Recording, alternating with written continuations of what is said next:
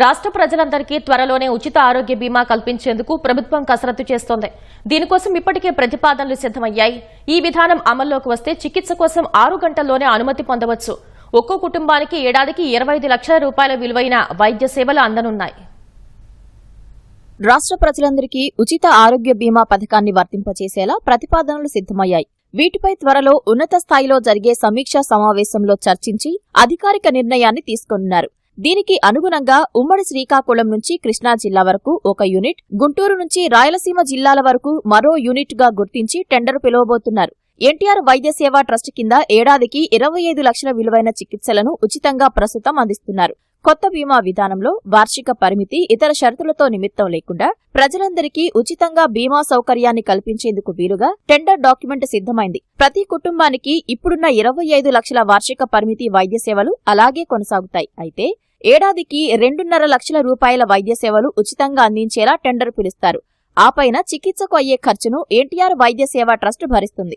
ప్రస్తుతం ఏడాదికి 2.5 లక్షల్లోపు వ్యయమయ్యే చికిత్సలు పొందేవారి సంఖ్య రాష్ట్రంలో 97% వరకుంది. సీఎం చంద్రబాబు స్థాయిలో నిర్ణయం జరిగిన అనంతరం ఈ ఏడాది ఏప్రిల్ లేదా మే నుంచి బీమా విధానం అమల్లోకి వచ్చే అవకాశం ఉంది.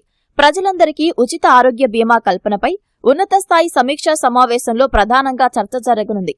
ఆ మేరకు ప్రతిపాదనల్లో కొన్ని మార్పులు చేర్పులు చేయనున్నారు.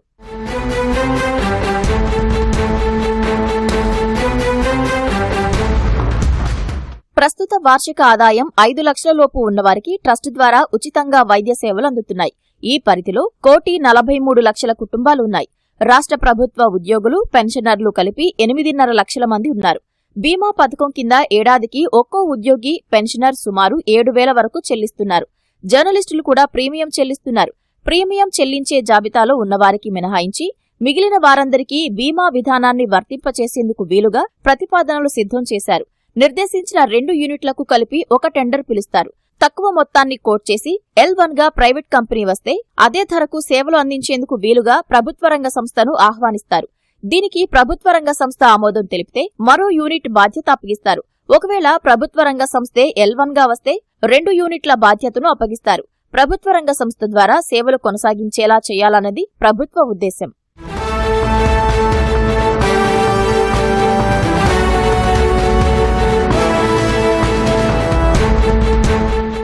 ప్రస్తుతం ట్రస్ట్ ద్వారా రోగి చికిత్సకు ముందస్తు అనుమతి లభించేందుకు 24 గంటల వరకు సమయం పడుతోంది. బీమా విధానంలో 6 గంటల్లోనే చికిత్స ప్రారంభానుమతి లభిస్తుంది. చికిత్సకు ఆమోదం తెలిపేందుకు బీమా సంస్థ నిరాకరిస్తే వెంటనే అప్పీల్ చేసుకునే వెసులుబాటును కల్పిస్తారు. ఈ విధానంలో ప్రభుత్వానికి ఎక్కువ అధికారాలు ఉంటాయి. ఎంపిక చేసిన బీమా కంపెనీ 3 ఏళ్ల పాటు సర్వీస్ అందించాలి. ప్రతి ఏడాది పనితీరు సమీక్షిస్తారు. ప్రస్తుతం ఎన్టీఆర్ వైద్య సేవా ట్రస్టు అనుబంధ ఆసుపత్రులు బీమా విధానంలోనూ కొనసాగుతాయి. వైద్య మిత్రుల సేవలను కొనసాగిస్తారు. ఎంపిక చేసిన బీమా సంస్థలకు ప్రతి 3 నెలలకోసారి ప్రభుత్వ పరంగా ముందుగానే చెల్లింపులు చేస్తారు. దీనివల్ల బిల్లుల చెల్లింపుల సమస్యలు తలెత్తవు.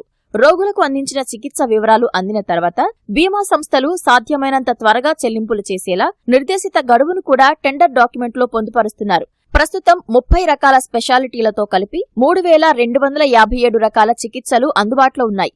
వీటిని అలాగే కొనసాగిస్తారు. ప్రధానమంత్రి జన ఆరోగ్య యోజన కింద అందే 1949 రకాల చికిత్సలు ఇందులో ఉన్నాయి. బీమా ప్రీమియం కింద ప్రభుత్వం చెల్లించే మొత్తం కంటే తక్కువగా ఖర్చు అయితే అందులో నిర్వహణ వ్యయ మొత్తాన్ని కంపెనీలు మినహాయించుకుని మిగిలిన దానిని వెనక్కి ఇచ్చేయాలి. ఎక్కువైతే మాత్రం బీమా కంపెనీ భరించాలన్న విధంగా ప్రతిపాదనలు సిద్ధమయ్యాయి.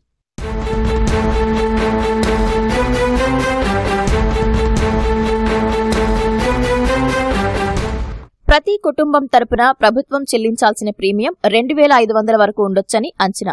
జాతీయ స్థాయిలో పిలిచే టెండర్ల ద్వారా ప్రభుత్వ, ప్రైవేటు బీమా కంపెనీలు పోటీ పడతాయి. తమిళనాడు, జార్ఖండ్, రాజస్థాన్, మహారాష్ట్ర, ఇతర రాష్ట్రాల్లో ప్రభుత్వ బీమా సంస్థల ద్వారా అక్కడి వారికి వైద్య సేవలు అందుతున్నాయి.